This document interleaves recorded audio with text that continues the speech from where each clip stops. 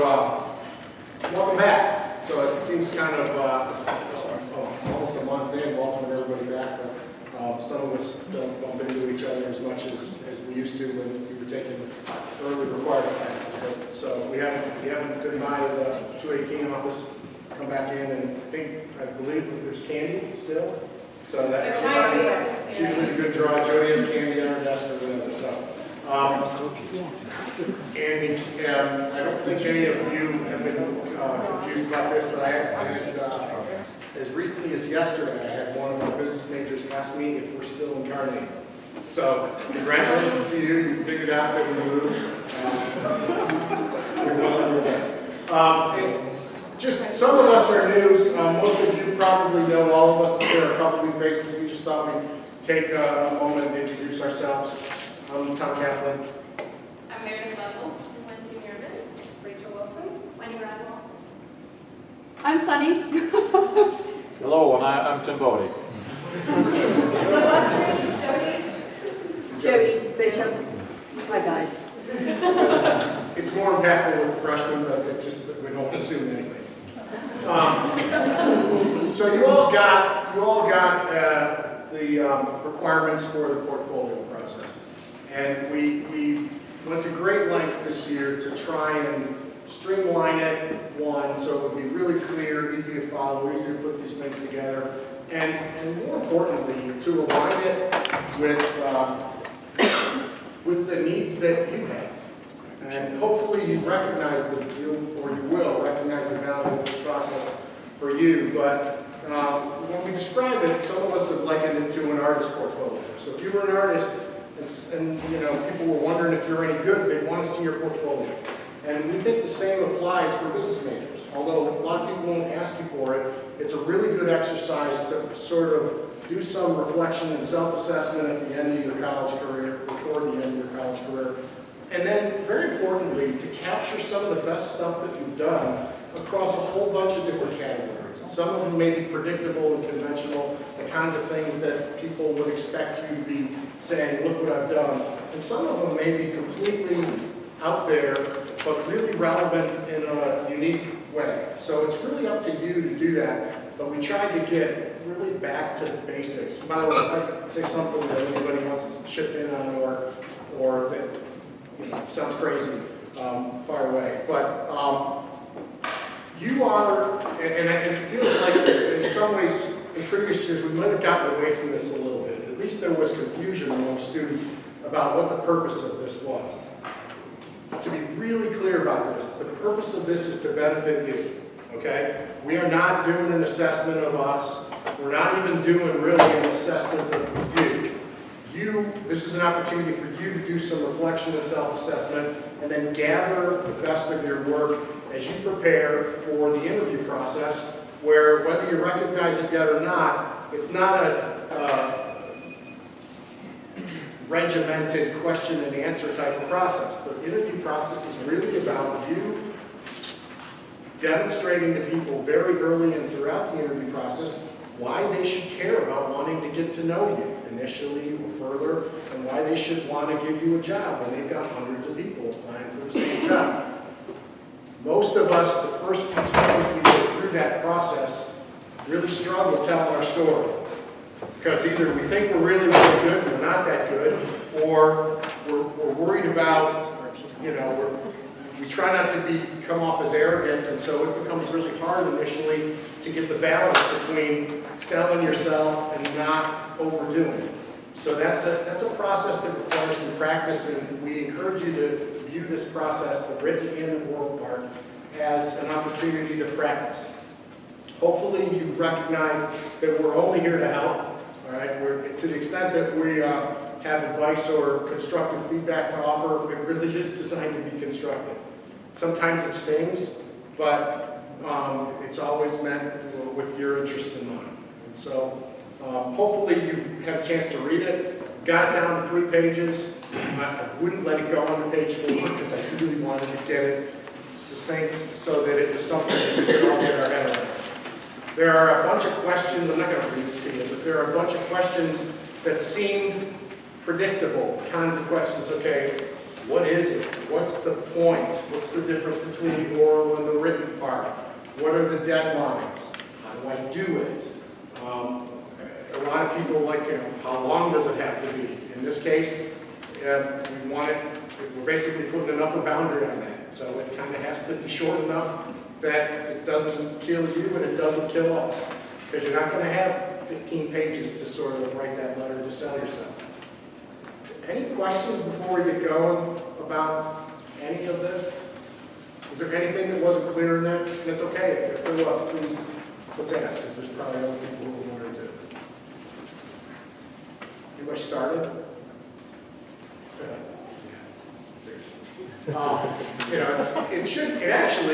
It shouldn't take that long, honestly. Most of the work, and one of the things you should know, it won't matter too much to you, but we're moving this process back earlier into the 4-year experience for younger students going forward. Because there is an element, and we recognize it, that it's kind of weird to ask you in your senior year to capture all the things you've done for the past 3 years and including this year. You ought to be doing that along the way, and we should be advising you along the way to do that. So advising in this portfolio process and workshops and things like that are going to start rolling back into very early in students' Wittenberg career. But you still should have been capturing those things in resumes and just saving some of the good work that you've done. The internship, those of you who've done internships, you've heard it's kind of set around a sign-in sheet that includes asking you about internships that you've done this past summer.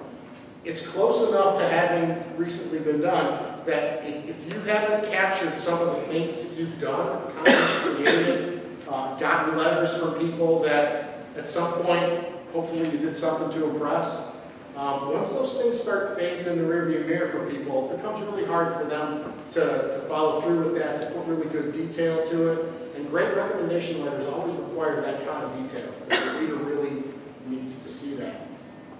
It's September. You probably finished those in July or August. Go back and reach back to those people. Ask them for those letters.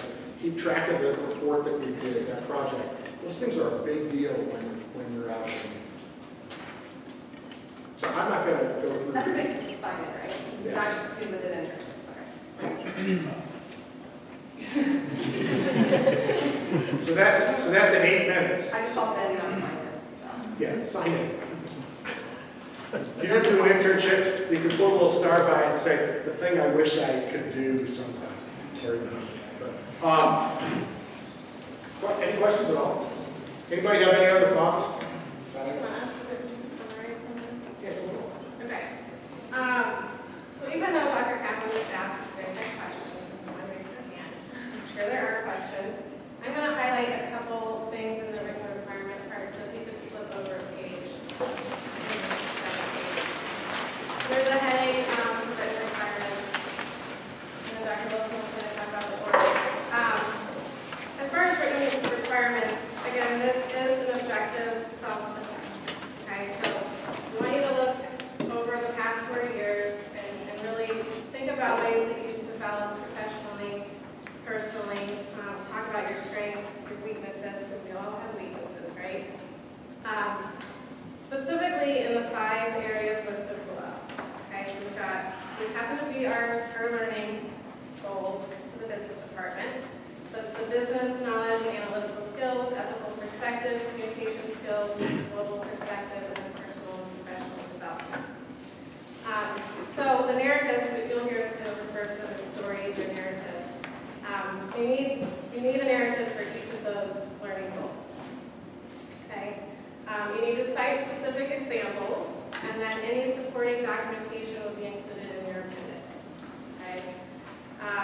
Again, we do not expect you to be exceptional in all 5 of those areas.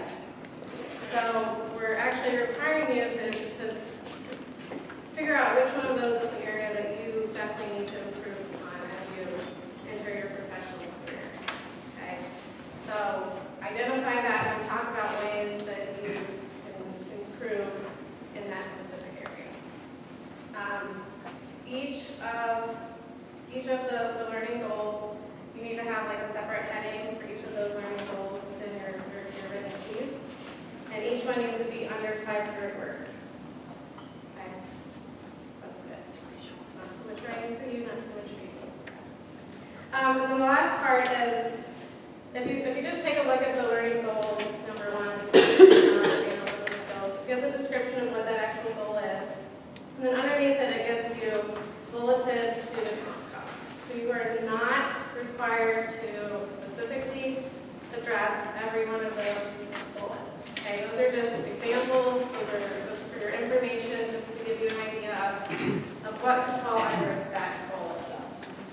Okay, and then on the front, there's a lot of FAQs that helps kind of answer questions. The format of the portfolio, you can even have your updated resume. It's about midway down.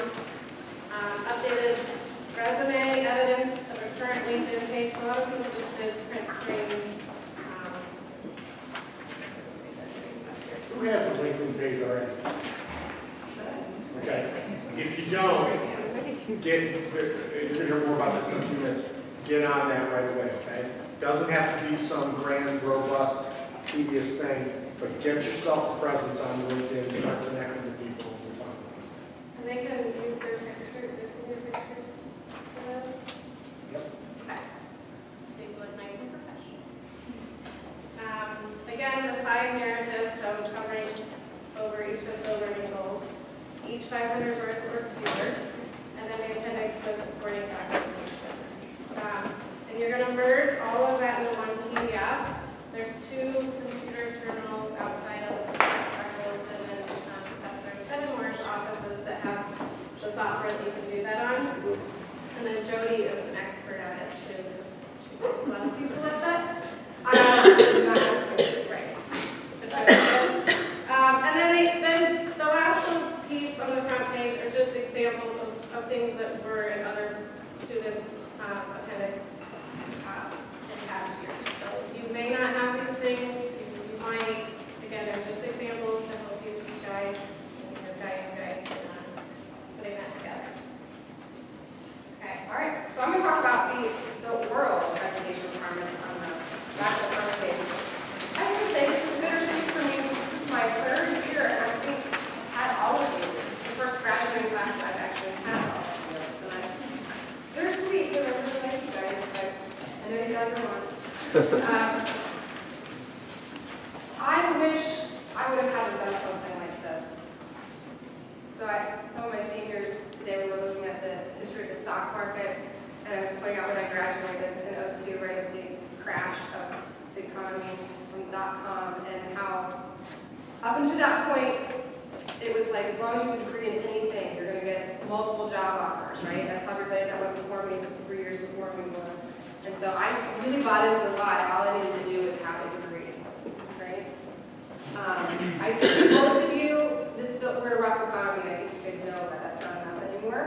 But to have somebody force me to do all of this, think thoughtfully about my experiences, and then practice. So people they get really nervous about all this, but this is, again, like Dr. Kaplan said, for your benefit, right? For your benefit. So we want you to see this as for your benefit and not torture. As far as the oral presentation, in the past it's been a little muddled what exactly we wanted, so we thought we would be very specific. We want you to go out and find a job description for your dream job, right? So clearly identify that to us, what it is, the job you're applying for. And then you've got just 5 minutes to tell us, pretend that we're the hiring committee that's going to make the decision why we should hire you. Things we've noticed in the past is that a lot of students are very vague. They're like, well, I am just a great thinker, or I am amazing at Excel, right? So those are very vague statements, and that's where the evidence comes back into play too. Now it's different because you're doing a pitch, but you need to be able to point to behavioral examples that support your position statement, right? Just like you would in a paper. You need to have evidence that proves that you really are. You can't just say you're a critical thinker because then you just sound like you're just full of it, right? So you've got to have something to back it up. Isn't Yeah. The other thing we notice a lot is, as we've gotten to know you over 4 years, we kind of in some cases, we know really well what your best stuff is, right?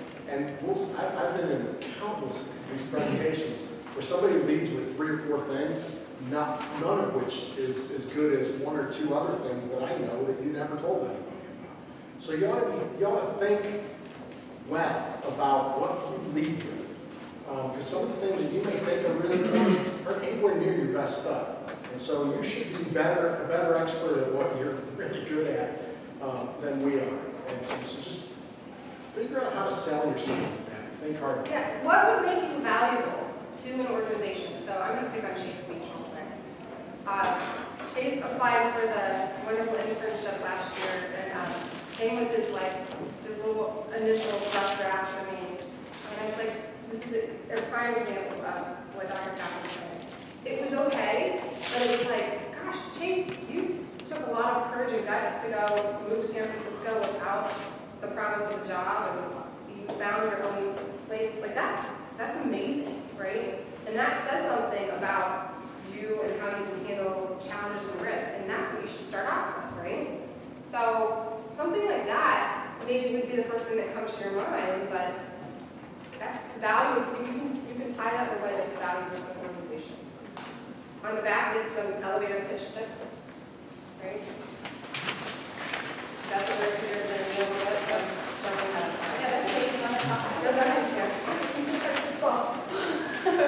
I actually wanted to shift gears a little bit Okay. about that. Yeah. Hi everyone, I'm pretty sure I probably have most of you in the different classes that I've gone to, but Meredith Loveland, I'm pretty for engaged learning, and most of the initiatives that I'm working on apply more to underclassmen than to you. So I want to leave you guys today with a couple of tools, and the first is an EverTrue app that was designed by Alumni Relations, and it's really neat, and only the senior class has access to it at this point, along with the whole Wittenberg family that's come before you. So all alumni that haven't opted out are a part of this. And so I just wanted to give you a sneak peek preview at it, but then I also, on the back of the senior portfolio process, there's just a screenshot of what the website looks like, and that's just part of Wittenberg's website.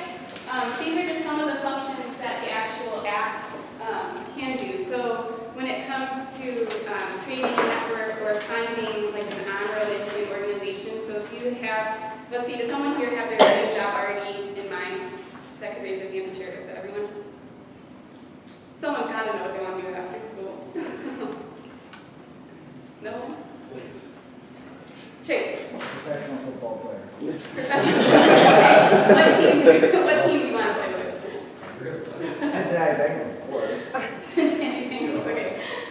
So if you want to do marketing for the Cincinnati Bengals, you could type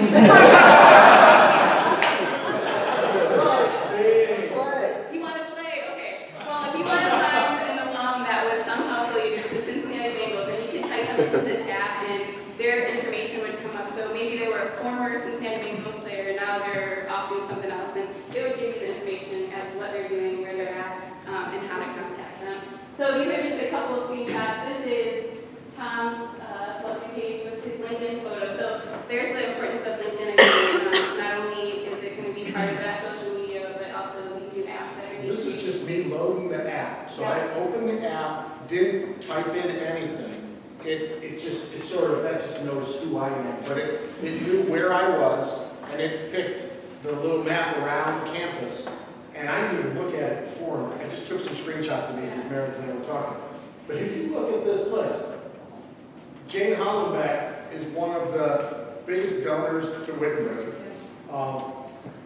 Jim Lagos owns half of Springfield and has helped more people than I can even imagine. Ken Blood, former provost, member of the faculty. Pavlados is an incredible entrepreneurial family, and that's just randomly the first 10 or so people that came up there.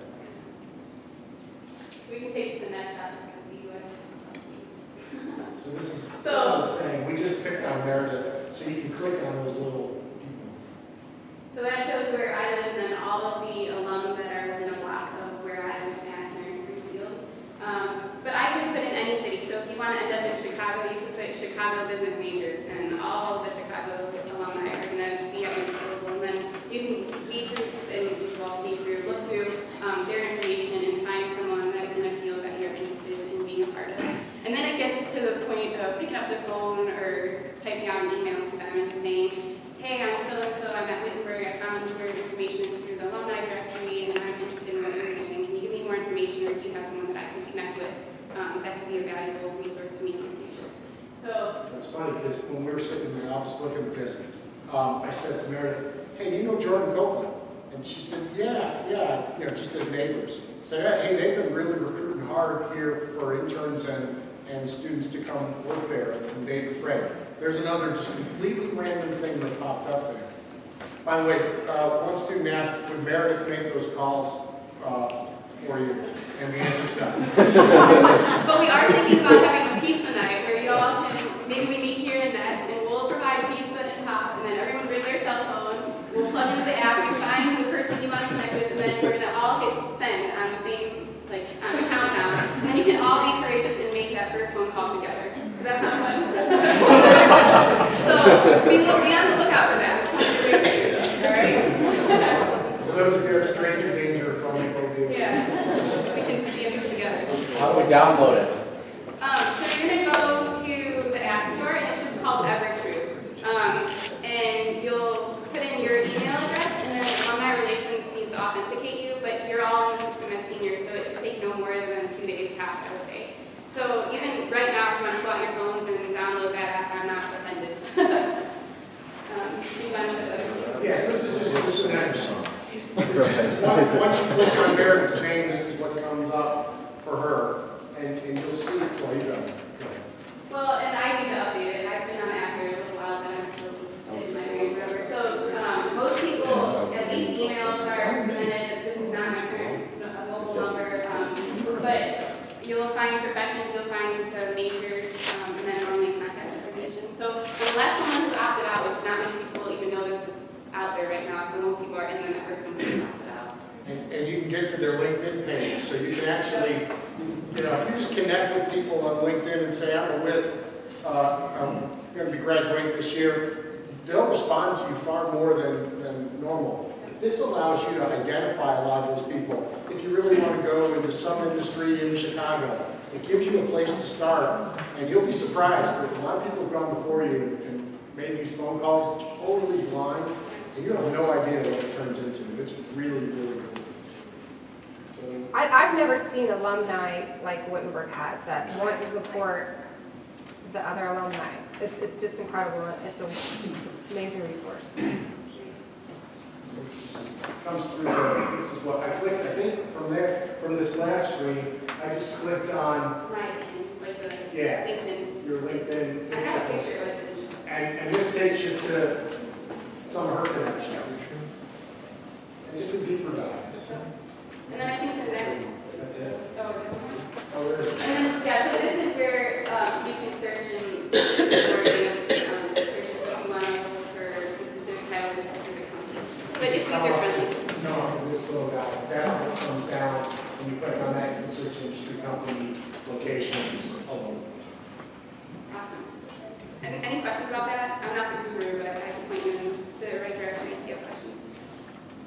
All right. Well, I wanted to share with you guys this instead of, I was going to do a role play for an elevator speech, but we're going to toss that out the window and just jump right into the elevator pitch or 60-second intro.